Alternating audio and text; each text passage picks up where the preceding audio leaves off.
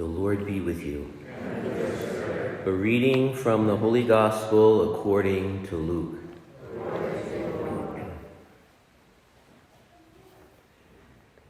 Each year, Jesus' parents went to Jerusalem for the feast of the Passover. And when he was 12 years old, they went up according to the festival custom. After they had completed its days, as they were returning, the boy Jesus remained behind in Jerusalem, but his parents did not know it. Thinking he was in the caravan, they journeyed for a day and looked for him among their relatives and acquaintances. But not finding him, they returned to Jerusalem to look for him. After 3 days, they found him in the temple, sitting in the midst of the teachers, listening to them and asking them questions. And all who heard him were astounded at his understanding and his answers. When his parents saw him, they were astonished. And his mother said to him, "Son, why have you done this to us? Your father and I have been looking for you with great anxiety." He said to them, "Why were you looking for me? Did you not know that I must be in my Father's house?" But they did not understand what he said to them. He went down with them and came to Nazareth and was obedient to them. And his mother kept all of these things in her heart. And Jesus advanced in wisdom and age and favor before God and man. The Gospel of the Lord. Praise to you, Lord Jesus Christ.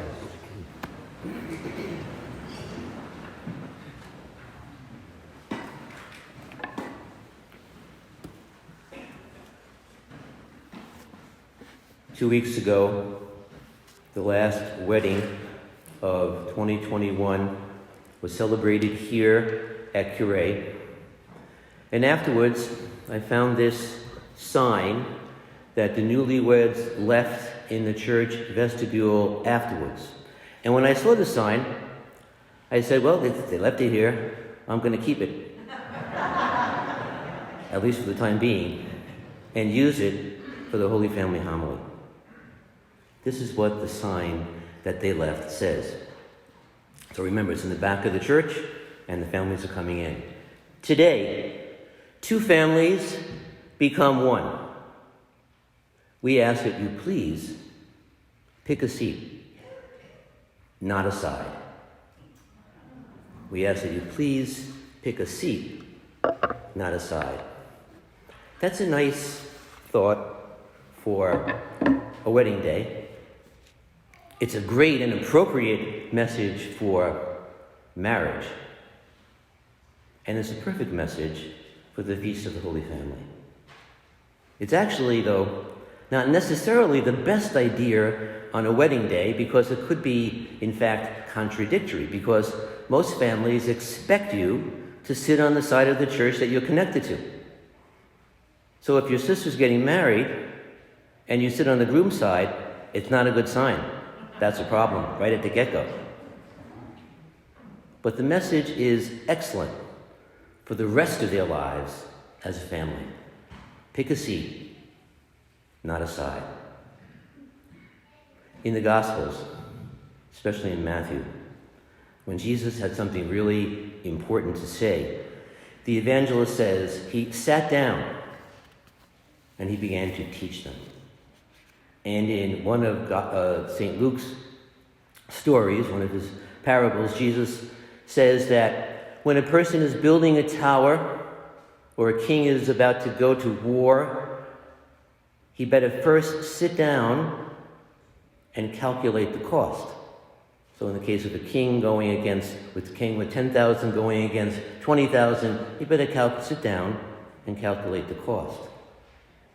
So sitting down and talking and calculating the situation is a very important thing to do in business, in war, in family and marital situations, and in life in general. Everything. Pick a seat, not a side. We're easily tempted to pick a side, my side, our side, instead of a seat, rather than talking, negotiating, or settling differences of opinion. So it's necessary in every family and in most situations to sit down first and talk, and maybe later you may need to pick a side.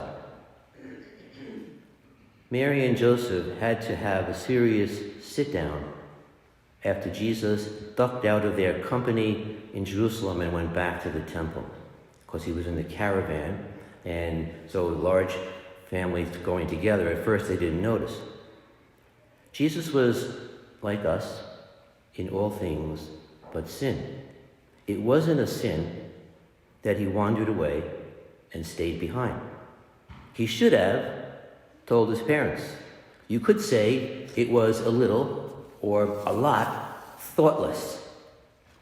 The young Jesus didn't think about or think enough about what his actions might mean to his parents. And so they had to have a family sit down. I have 9 sisters and brothers. I never liked the times that I had to sit down with my parents and or any of the 9 sisters and brothers to talk about a problem, an issue, a situation, a behavioral matter.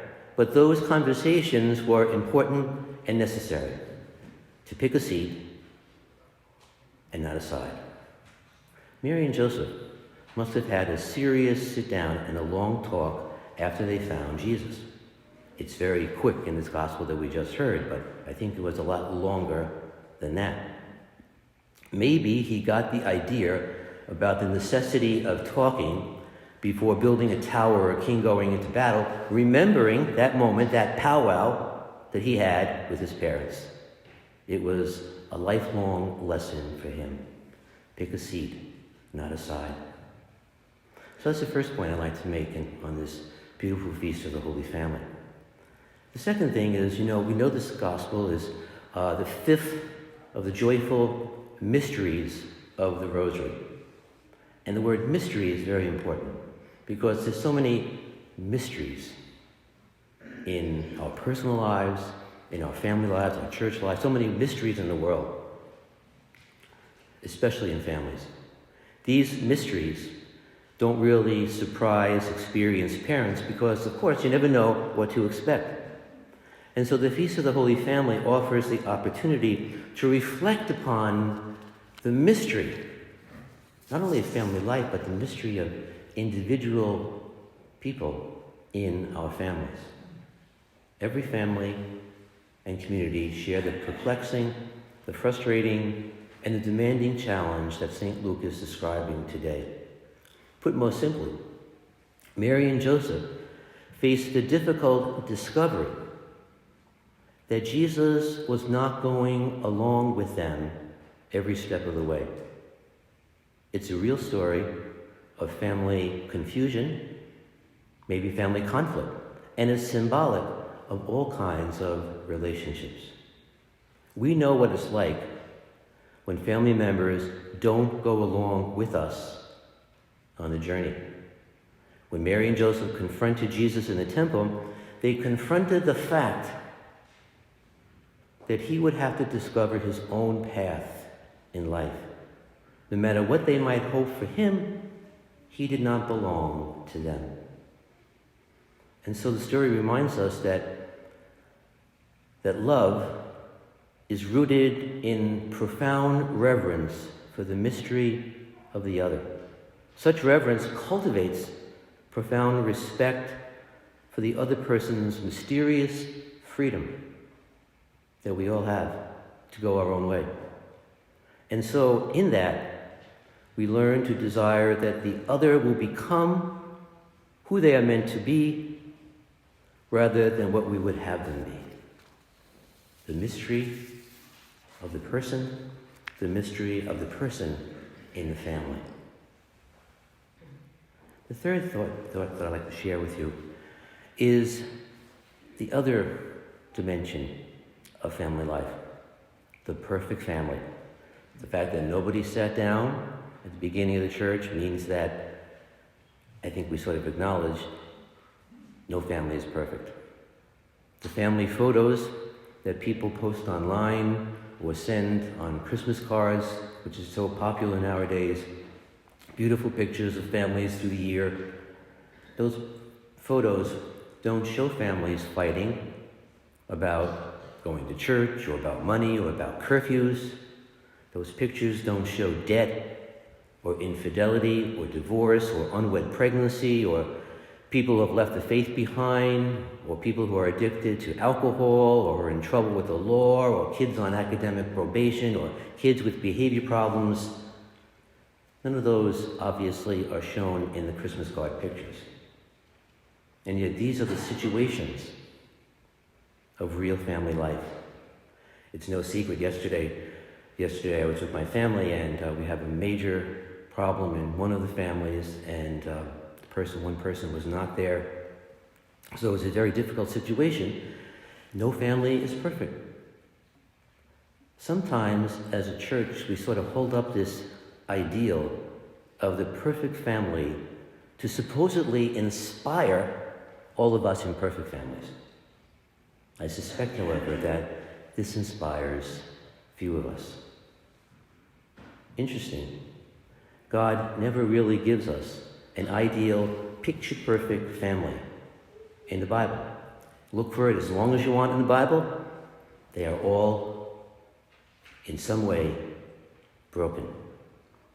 And even the Holy Family itself had its issues from the very get-go, before Jesus was even born. And when you look at the Bible, the Bible teems with imperfect families. Cain kills Abel.